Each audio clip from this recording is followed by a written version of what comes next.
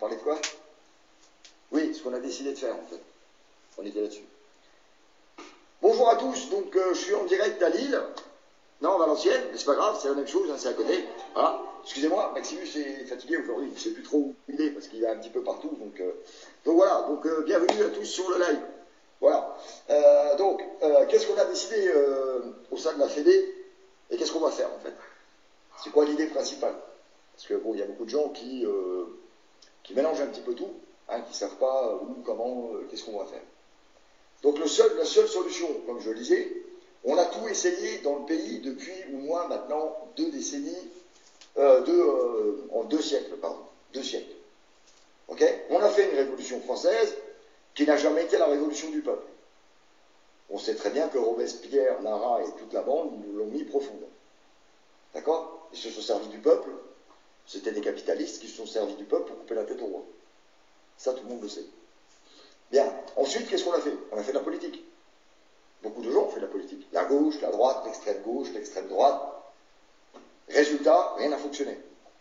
Maintenant, on comprend que tous les hommes politiques sont corrompus. Voleurs, criminels, ce sont des bandits à col blanc, qu'on appelle. Et ils se foutent totalement du peuple. Donc, la politique, ça ne fonctionne pas. Alors, il y a des gens qui continuent à manifester.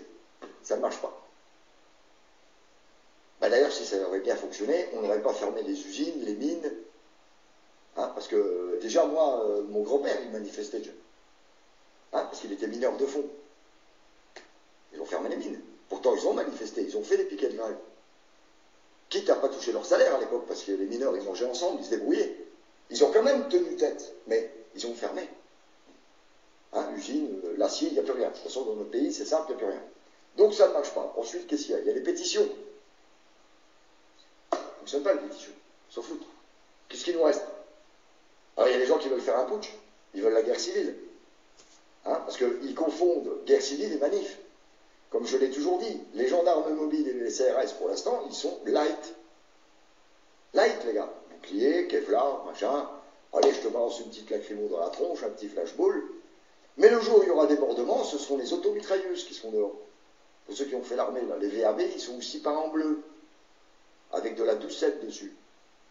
Et je vous garantis que quand le gendarme, il va être dans sa tourelle en haut, qu'il va avoir vers lui, là, 2000 gars qui arrivent, là. Hein, il va se dire, oh punaise, ils vont me faire la peau, les gars, là. Il va défourailler, le mec. Il va sauver déjà sa peau. Donc on sait très bien que guerre civile, putsch militaire, c'est de la merde. Ce sera un massacre. Et d'ailleurs, c'est ce que le nouvel ordre mondial il veut. Ça ne fonctionne pas. Alors nous, au sein de la Fédé, étant donné que ça fait 25 ans que j'étudie le système, alors quand je dis le système, j'ai tout étudié. La finance, le médical, tout. Les médias, bien sûr, l'histoire, les religions. 25 ans. Et je me suis dit, la pyramide, elle a une faille. Elle en a même plusieurs. La première erreur que la pyramide a faite, alors la pyramide, bon, je pense que dans la salle, vous savez ce que c'est, je ne vais pas m'étendre, hein, parce que vous êtes des éveillés. C'est un système qui a fait que l'homme est complètement esclave du système. C'est-à-dire qu'il est contrôlé, il est surveillé, on lui dit comment il s'habille, on lui dit qu'est-ce qu'il doit penser, on lui dit comment il doit se marier, on lui dit même comment il doit copuler, et surtout on lui explique qu'il ferme sa gueule, qu'il paye, mais surtout qu'il la ferme. Et à partir du moment où les gens n'ont pas autre chose que ça, ils sont perdus. Enlever demain tous les grandes surfaces, ils sont perdus. Enlever demain l'éducation nationale, ils sont perdus. Ah si, complètement. Ah si, bah si. La première chose qu'ils vous diront, vous savez qu'est-ce qu'ils vont vous dire les parents? Ah, ils vous diront pas ah, mais mon fils alors, s'il fait plus d'études, il va pas être intelligent. Ah non, ils vous diront pas ça les parents. 80% de putain, qui c'est qui garde mon gosse demain? Ça me fait chier. Voilà, mais c'est ça, Qui c'est qui va garder les marlots demain? Moi, je dois aller bosser. Il y a Pierrot qui m'attend, hein, et puis il y a le mari qui arrive. Bon, les Ginette, c'est quoi le bordel? Ou les moufetons, là, ils sont pas à l'école. Qui c'est qui les garde? Parce que pour les parents, c'est devenu une garderie nationale. Ils n'ont plus rien à secouer de ce qu'on leur apprend, ces pauvres gamins.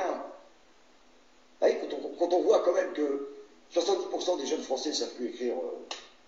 Ok? Moi, je fais beaucoup de fautes d'orthographe, oui, mais moi, je suis maçon, moi. J'ai travaillé avec ma main. D'accord? Mais moi, je suis désolé, moi, je vois les jeunes sur le bac, j'écris encore mieux qu'eux. Donc, l'éducation nationale à l'heure actuelle dans notre société, et moi, je suis désolé, c'est devenu une garderie. Ah, ils font chier, les profs sont encore en grève, bordel, il faut que je prenne congé. Je vais encore perdre 15 euros. Voilà. Malheureusement, c'est la société. Donc, la Fédé, elle va aussi bosser là-dessus. Parce qu'à un moment, il faut qu'on arrête de vivre dans un monde de non-sens total. Je prends un exemple pour bien vous mettre les doigts dessus. Vous avez quand même un avocat à l'heure actuelle qui a écrit un bouquin et qui vous explique qu'il faut pardonner à du trouble. Ça passe, tranquille. Il n'y en a pas un, bon, deux. Moi, si je serais le papa d'une de ces victimes, le mec, il allait manger le bouquin, avec la couverture, voire même le carton qu'il emballe.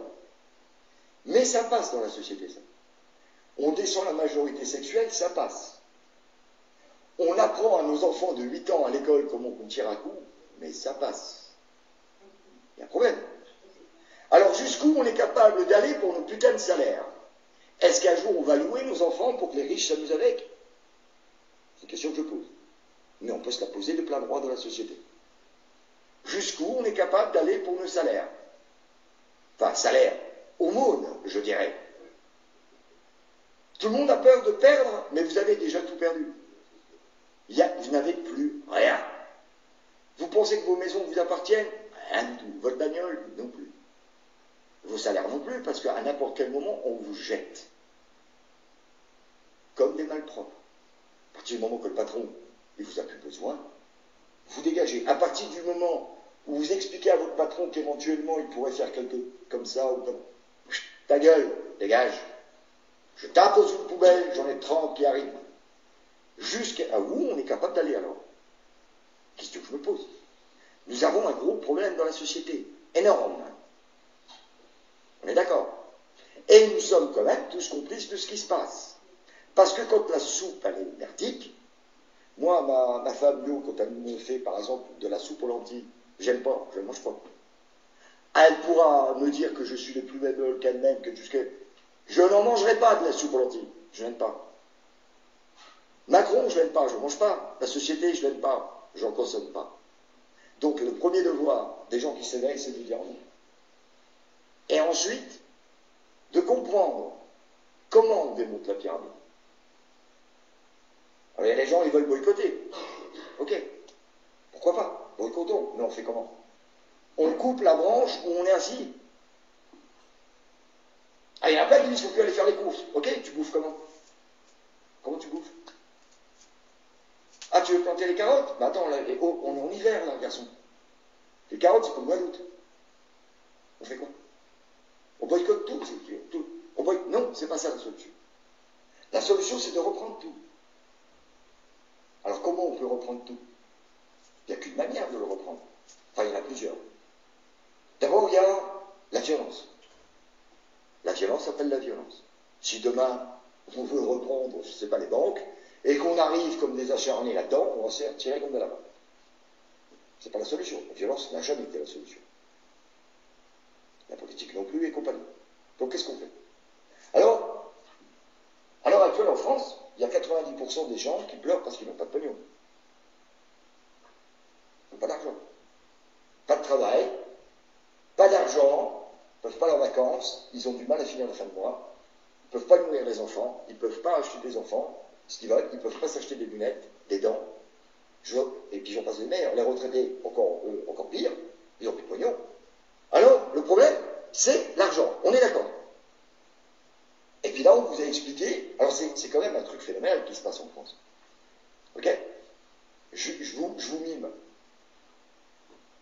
Rockefeller, il dit, putain, le pognon, c'est bien, putain. Rockefeller, il dit, un jour à Rio, un autre à Janeiro, et il se dit, tiens, j'ai mon hélicoptère, tiens, je vais manger au Phuket, la vie est belle. Le mec, il aime l'argent. Vous lui donnez tout votre pognon, il aime. Et là, il y a un truc que je ne comprends pas dans la société, c'est qu'on arrive, vous dégoûtez même du pognon. Alors vous êtes pauvre, vous n'avez pas d'argent, mais vous arrivez à le détester. Je ne comprends pas, il y a un truc qui ne va pas là. Tout le monde veut de l'argent, et quand on vous dit que la solution c'est l'argent pour les avoir tous, on me dit, ah non, non, c'est pas bien de toucher à l'argent. Il faudrait quand même qu'on m'explique un jour comment que les gens pensent. Parce qu'ils ont perdu toute logique. Comment on peut tout reprendre? Ben, c'est en l'achetant nous-mêmes, d'une manière légale. On est bien d'accord. Bonjour à tous. Bon là vous venez d'écouter un petit extrait de la Fédération mondiale des insoumis, hein. Je vous ai mis qu'un bref extrait, mais pour ceux qui veulent le voir intégralement, je vous mettrai le lien tout en dessous de la vidéo. Mais bon, c'est un peu la thématique indirectement de ma vidéo. C'est pour cette raison que je vous ai glissé ce petit extrait. Ben, dans beaucoup de mes vidéos, j'évoque souvent la personnalité de ce mystérieux grand monarque qui devrait se manifester quelque temps avant la fin de notre monde. Comment s'imposera-t-il au milieu de tous ces systèmes économiques et oligarchiques? Ben, avant toute chose, précisons qu'il sera l'inspiration de Dieu sur Terre. Il accomplira le programme pour lequel il sera envoyé. Donc il arrivera selon les desseins de Dieu et de ce fait avec une destinée plus ou moins programmée à l'avance par Dieu.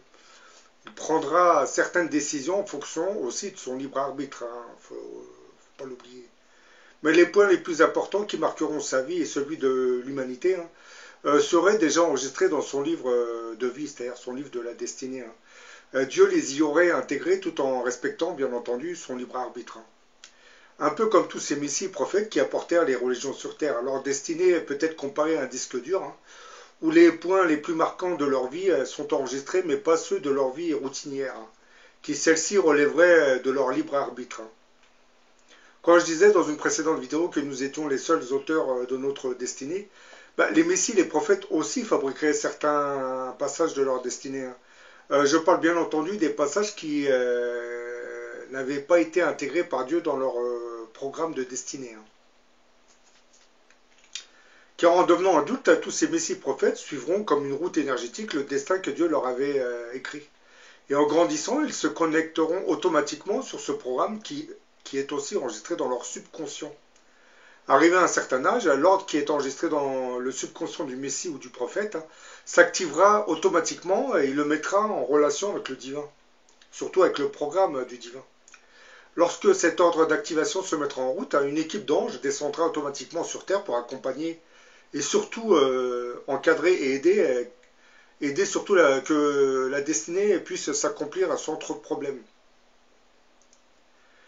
Bien que nous semblons l'ignorer, lorsque Moïse, Jésus-Christ et Mahomet avaient ressenti ce programme divin s'accomplir en eux, eh bien, dans l'invisible, il se mettait en place toute une logistique de travail qui était réalisée par des anges. Certains passages de la vie de tous ces messies prophètes étant en fait la résultante de ce travail invisible que réalisent les anges qui les accompagnent. Bien entendu, comme vous le savez, les anges travaillent du côté invisible. On ne les voit pas, mais ils sont bien ici. Par exemple, quand les frères de Joseph avaient décidé de se débarrasser de lui, ils ne faisaient qu'obéir à ce travail invisible que leur inspiraient les anges, qui officiaient dans l'invisible. Par la suite, le fameux Joseph, qui savait interpréter les rêves, deviendra l'adjoint de Pharaon. Et lorsqu'il apprendra qu'une sécheresse sévissait en Israël, il permettra aux Hébreux de venir s'installer en Égypte. Et bon, comme vous connaissez l'histoire, plusieurs siècles plus tard, un pharaon qui n'avait pas connu Joseph prendra les Hébreux et les mettra en esclaves. Il les fera travailler comme des esclaves. C'est à partir de cet instant que Moïse apparaîtra quelque temps après pour les libérer de la terre d'Égypte. Autre exemple, quand le prophète de l'islam Mahomet prenait l'habitude de se rendre dans une grotte sur le mont Hira, il ne faisait qu'obéir à l'inspiration que lui envoyaient les anges. C'est dans cette fameuse grotte qu'il recevra l'enseignement de l'ange Gabriel. Quant au grand monarque, ce mystérieux grand monarque qui devrait se manifester avant la fin de notre monde, on peut dire que sa venue sera très bien encadrée par les anges, qui seraient même probablement en train de déjà programmer dans l'invisible sa venue. Tout se fait dans l'invisible. Ça va se répercuter sur le visible, mais par étapes successives. Mais comment ce grand monarque pourrait-il s'imposer au milieu de toutes ces oligarchies régnantes? Déjà, il travaillera par l'intermédiaire des peuples pour contrecarrer la puissance économique de ces oligarchies. Dans le petit extrait que vous venez d'écouter, Maximus, qui nous parle des insurgés, du moins de la Fédération mondiale des insurgés, nous explique qu'on ne pourra pas s'attaquer au système économique et oligarchique hein, sans se faire massacrer par les armées de ces mêmes oligarchies. Hein.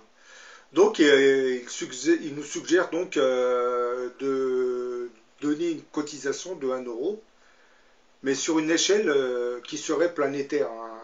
Et avec l'argent récolté, ce Maximus, du moins cette fédération des insurgés, hein, envisagerait d'acheter plusieurs bâtiments. Ben, je pense que l'idée émise par cette fédération mondiale des insurgés deviendra probablement une clé maîtresse du pouvoir de ce mystérieux grand monarque dans le futur. Car je pense que ce grand monarque instituera un système de récolte d'argent, comme le fait la fédération, qui s'étendra sur une échelle planétaire. Ensuite, pour contourner le système économique actuel des banques, hein, il fera fabriquer des sortes de banques, mais qui auront un statut non commercial. Ce sera des banques qui seront créées spécifiquement pour la collecte de ces milliards. Et toutes ces banques seront chargées de récolter l'argent des cotisants. Quand je parle des cotisants, ça sera plus les adeptes de ce mystérieux grand monarque, hein, puisque comme je l'ai dit dans beaucoup de mes vidéos, il y a de fortes probabilités pour que ce grand monarque soit le Mahdi qu'attendraient les musulmans. Donc les cotisants seraient probablement les adeptes du mahdisme. Hein. Et je pense qu'on en trouvera autant en Europe, dans le monde chrétien, que dans le monde musulman, puisque ce grand monarque va se manifester en apportant une nouvelle réforme, un nouvel enseignement spirituel, voire scientifique aussi. Bah, chaque personne qui cotisera mensuellement sera protégée en cas de difficultés financières. Les familles qui ne pourront pas payer les opérations cliniques de leurs enfants pourront le faire avec l'aide des banques du grand monarque. Bah, les dépenses qui seront liées aux frais d'hospitalisation seront aussi couvertes, ainsi que les frais d'enterrement. Une partie des peuples de la planète commenceront à être intéressés par ce système de cotisation qui sera émis par le grand monarque dans le futur. Bah, les insurgés de la Fédération mondiale développent en fait de très bonnes idées hein, qui, je pense, seront reprises dans le futur par ce mystérieux grand monarque. Hein. Par contre, je précise que dans le futur, celles du grand monarque seront encore plus innovantes. Hein. Mais n'occulterons pas tout de même de toutes ces idées hein, le programme guerrier de ce mystérieux grand monarque. Hein. Car voulant libérer les peuples des autres nations, le grand monarque sera tenté par des conquêtes militaires. Hein. Non pour occuper militairement les pays, mais plus pour les libérer de l'emprise maléfique de leur régime despotique. Et là, j'en viens aux fameuses armées de Gog et Magog, hein, dont on parle souvent dans la Bible. Hein. On nous explique que ces armées se répandront sur toute la planète et auront comme finalité la prise de Jérusalem. Donc, l'État d'Israël sait très bien que cette coalition d'armées mondiales envahira l'État d'Israël. Hein. Mais bon, pour certains d'entre nous, quand on évoque les armées de Gog et Magog, les gens s'imaginent toujours des armées, surtout du côté des théologiens islamiques, des armées qui seraient composées de démons, de bêtes, de brutes qui vont déferler sur toute une partie des pays.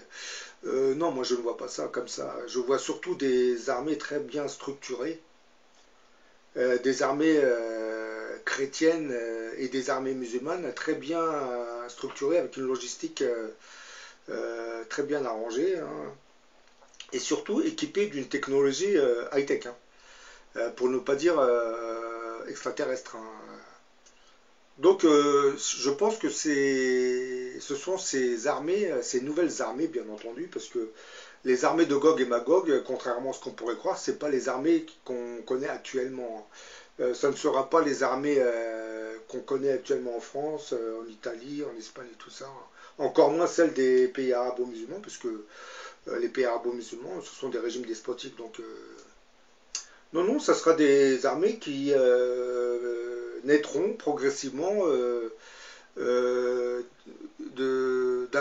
conflits civils. Hein. Parce que je pense que dans le futur, il va y avoir des guerres civiles dans plusieurs pays. Hein. Et après, pendant ces guerres civiles, il se constituera deux forces armées. La première sera celle du pays. En Europe, ce sera les armées dites laïques, les armées des oligarchies. Hein.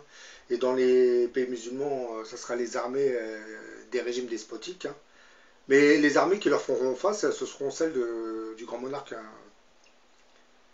Ça serait plus des armées d'insurgés, hein, je dirais. Et ben, ce sont ces armées d'insurgés qui se constitueront plus tard en puissante armée, qui se regrouperont pour avancer vers Jérusalem. Vous allez me dire dans quel but. Ça, c'est les desseins du Créateur des mondes. Hein. Ce que je vous ai dit, ce grand monarque que la Bible appellerait l'Antéchrist agirait selon les desseins de Dieu. Donc, comme vous savez que Israël, c'est un peuple qui s'est souvent révolté contre Dieu, on comprendra beaucoup mieux